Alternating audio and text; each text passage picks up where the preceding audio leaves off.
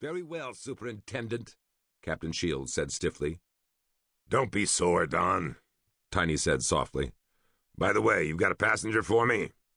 Oh, yes, so I have. Shields' face broke out in a grin.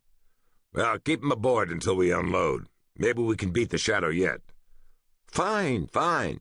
After all, why should I add to your troubles? The skipper switched off, leaving my boss looking puzzled.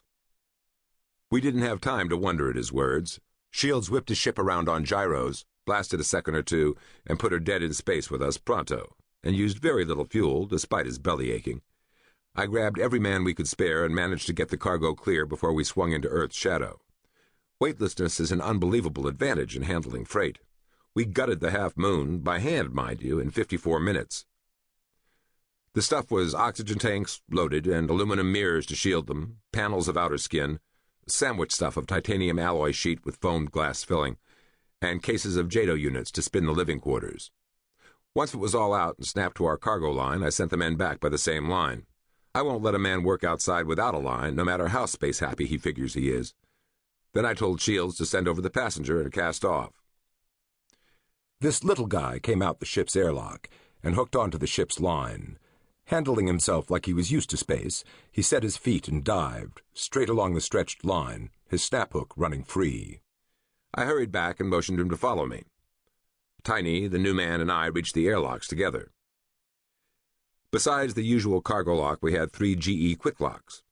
A quick lock is an Iron Maiden without spikes. It fits a man in a suit, leaving just a few pints of air to scavenge, and cycles automatically.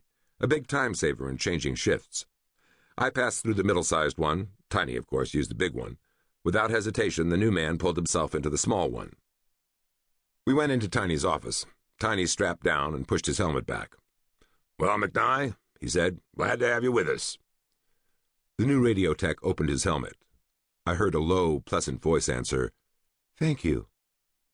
I stared and didn't say anything.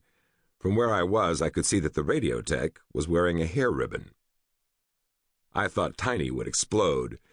He didn't need to see the hair ribbon. With the helmet up, it was clear that the new man was as female as Venus de Milo. Tiny sputtered, then he was unstrapped and diving for the viewport. "Dad," he yelled, "get the Radio Shack! Stop that ship!" But the Half Moon was already a ball of fire in the distance. Tiny looked dazed. "Dad," he said, "who else knows about this?" "Nobody, so far as I know." He thought a bit. "We've got to keep her out of sight. That's it. We keep her locked up and out of sight until the next ship matches in." He didn't look at her. "What in the world are you talking about?" McNye's voice was higher and no longer pleasant. Tiny glared. "You, that's what. What are you, a stowaway?" "Don't be silly. I'm G.B. McNye, electronics engineer.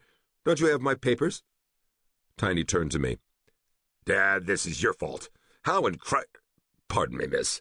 How did you let them send you a woman? Didn't you even read the advance report on her?" "Me?" I said. "Now see here, you big squarehead. Those forms don't show sex. The Fair Employment Commission won't allow it except where it's pertinent to the job."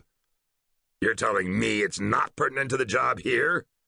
"Not by job classification, it ain't. There's lots of female radio and radar men back Earthside."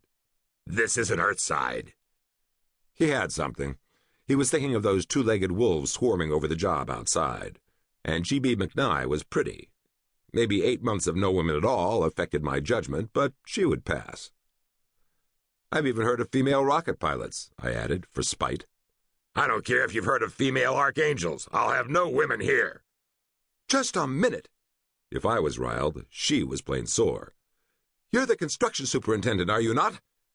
"Yes," Tiny admitted. "Very well, then. How do you know what sex I am?" "Are you trying to deny that you are a woman?" "Hardly. I'm proud of it. But officially you don't know what sex G. Brooks McNye is. That's why I use G instead of Gloria. I don't ask favors." Tiny grunted. "You won't get any. I don't know how you sneaked in, but you get this, McNye, or Gloria, or whatever. You're fired. You go back on the next ship.